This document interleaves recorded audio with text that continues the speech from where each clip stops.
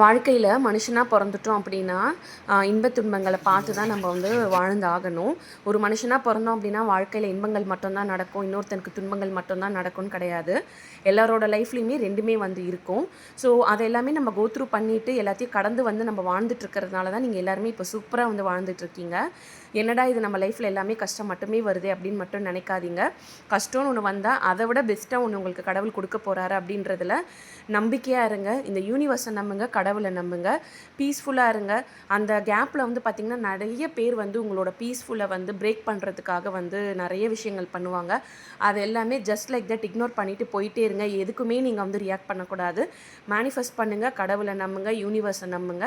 எப்போவுமே பாசிட்டிவாக இருங்க, பாசிட்டிவாகவே நினைங்க, பாசிட்டிவானதே பேசுங்க. ஸோ கண்டிப்பாக உங்கள் லைஃப்பில் எல்லாமே பாசிட்டிவாக தான் நடக்கும்.